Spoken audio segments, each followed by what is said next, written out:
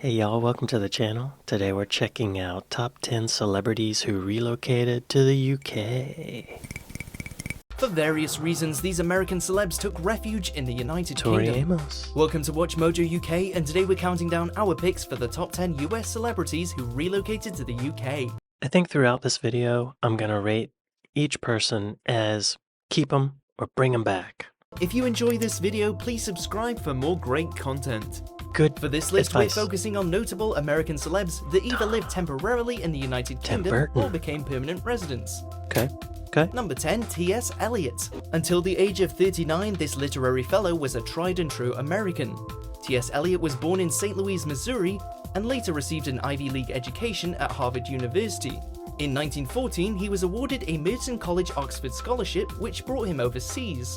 He soon met a Cambridge governess named Vivian Haywood, which only increased his fascination with the United Kingdom. In 1927, Elliot became an official British citizen, and he ultimately remained in the UK despite his failed marriage. Today, his early poems remain masterpieces, and his later work came from a distinctly British point of view.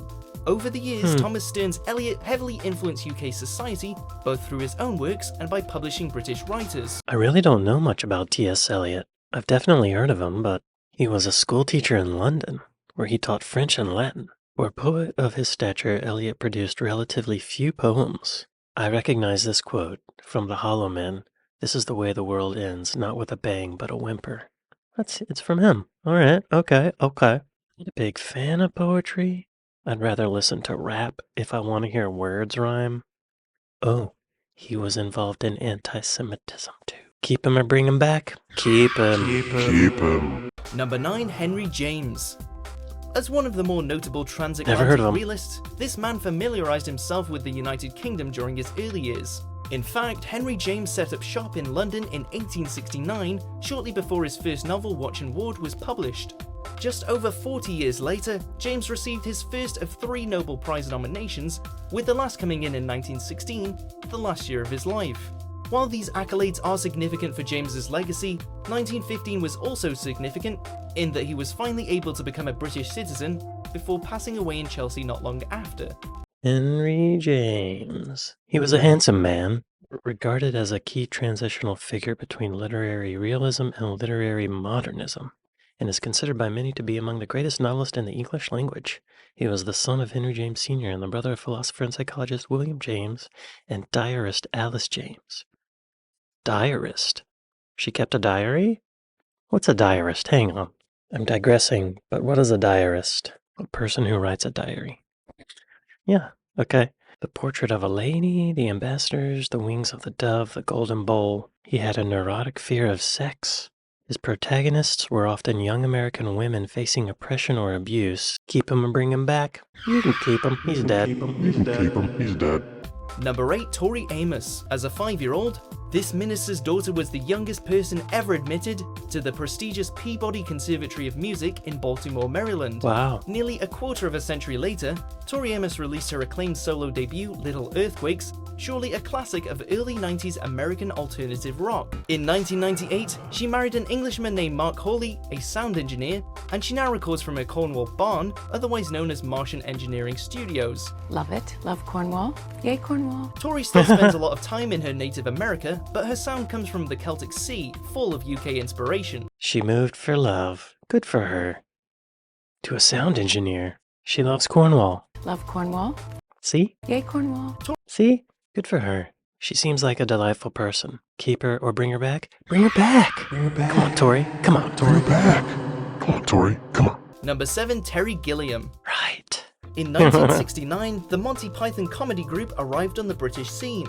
Yet one of those members, Terry Gilliam, was actually born in the American Upper Midwest. Upon his UK arrival, the American animator worked on the kids series Do Not Adjust Your Set, where he met Michael Palin, Eric Idle, and Terry Jones, all of whom would become Monty Python collaborators.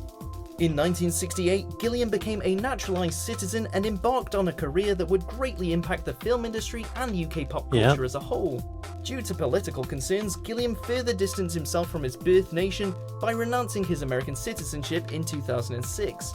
Well, he's a brilliant man. A brilliant artist. Great filmmaker. Such a unique point of view. I've heard stories of him helping people come up too. Like he's helping other filmmakers get better and have more exposure and get budgets and make films. That's great. He's a good guy. Keep him or bring him back? Bring him back. Terry, come on. Bring him back. Terry, come on. I know you renounced your citizenship, but you could still come visit and live here, right? Come through Mexico. Number 6, Gillian Anderson. Here's an American-born actress that wasn't lured by the UK like some of her contemporaries. Gillian Anderson actually grew up in North London, Haringey and Crouch End to be precise, as her father moved the family to attend London Film School in Covent Garden. She spent her younger years in England before returning back to the American Midwest, which explains why she shifts between accents. To many, she's known as Agent Scully from the American hit series The X-Files, yet she identifies more with London than Hollywood and continues to live in her beloved UK today. Yeah, she sounds British. Her natural accent sounds kind of British. What a wonderful actor. Keep her or bring her back? Bring her back! Bring her back! Come on, Gillian. Come on. USA. Come on. Number 5, Tim Burton. During his formative years, this American film director lived in Burbank, California, so naturally he was close to the Hollywood scene. It's near where I In live. 2001, however, Tim Burton found love with the eclectic English actress Helena Bonham Carter, and the two settled in the Belsize Park community of North London, living in conjoined homes for personal space. Though the two broke up in 2014, the director continues to live in the United Kingdom, a place that he described as home when he first visited, as the societal texture contrasts with the normalcy of his California upbringing. He's a great filmmaker. Great artist, too. You know, he started as an animator for Disney. He did a pitch for Disney with this really dark artwork, and Disney said no. So he left, and he made a whole career out of doing the dark stuff. Disney could have had him. Keep him or bring him back. Bring him back, Tim. Bring him back, Tim. Tim, come on. Come back to Burbank. You know you love the block after block of TV studios and industrial supply warehouses. Burbank. Come on back. Number 4, Gwyneth Paltrow. For a full decade, this Oscar-winning actress called London home. Raised in the beachside community of Santa Monica, Gwyneth Paltrow lived the Hollywood lifestyle early in her career, dating actors like Brad Pitt and Ben Affleck. But then she met Coldplay singer Chris Martin, who was born in Devon and studied at University College London. The couple ultimately married in California in 2003 and later moved to a Belsize Park mansion. Alas, Gwyneth divorced from her English lover in the mid-2010s, but Martin set up shop in LA across the street from his ex-wife to stay near to their children. He's like my brother. I'm very close to him. Oh, he's like her brother now. That's interesting. What a transition of a relationship. So wait, she lives in Hollywood now? Is she back or not? Because I was going to say, you can keep her. Keep her. Everything she needs to do, she can do on the internet. Vagina-scented candles are really interesting, and that's a compelling item, but we don't need it. You can keep her. We don't need it. It's all right. Have fun with her. Number 3, Stanley Kubrick. Ah, Born and raised in New York City, this American film director didn't exactly embrace the Hollywood hate losing system. him. In fact, Stanley Kubrick mostly kept to himself even while on the set. In 1961, he and his wife Christiane settled in the United Kingdom, and for the next several decades, the director worked primarily from his Hertfordshire home.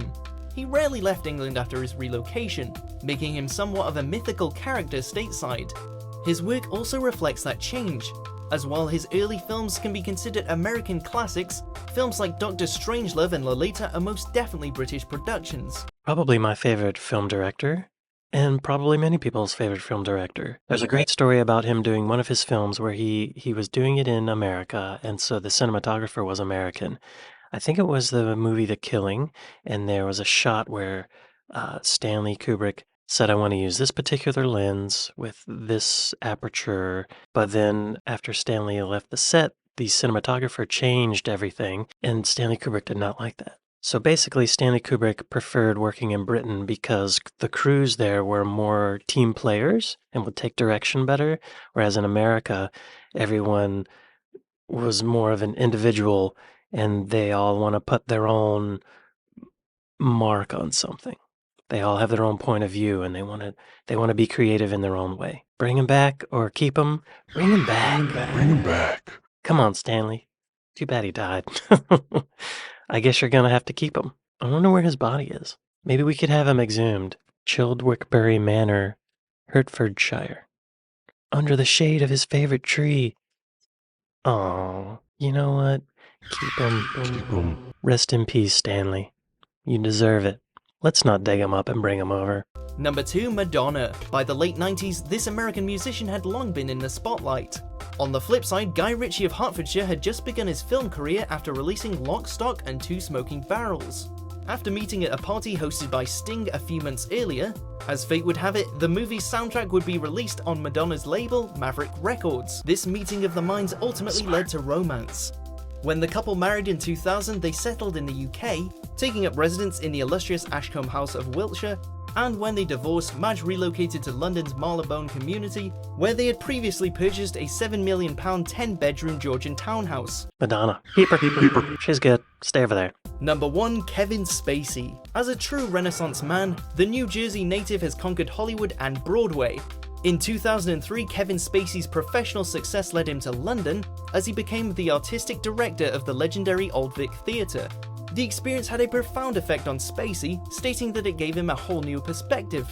He retained his theatre position until 2015, the same year in which he was named for a second time an honorary commander and Knight Commander of the Order of the British Empire for his creative contributions to British theatre. Some American celebrities relocate to the UK for love and family, and in a sense that's exactly what Kevin Spacey did too, as he's become the UK's adopted son. Do you agree with our picks? Keep him. Wow, what year did this video come out? 6 years ago. What's 6 years ago? 2018? What year did Kevin Spacey get canceled? 2017. I do think it's cool that the theater was open-minded enough to appoint an American as the creative director or whatever he was. But I'm sorry to those people who had to deal with him, because I've heard it was not always a great experience, if you know what I mean. The Old Vic Theatre. New statement. Today, the Old Vic commits to a new way forward after releasing findings of an investigation into the alleged conduct of former artistic director Kevin Spacey. The Old Vic is now actively engaged in the process of healing and the process of prevention. Good. I mean, you can keep him, but you probably sent him back. Did he go to prison? Oh, he was acquitted. Kevin Spacey is making his return as an actor following the dismantling of his career over allegations of sexual misconduct. I guess that means he's out there walking the streets of Los Angeles, and so am I. This was an interesting video. Weird turn at the end there, but you know what? That's how it goes.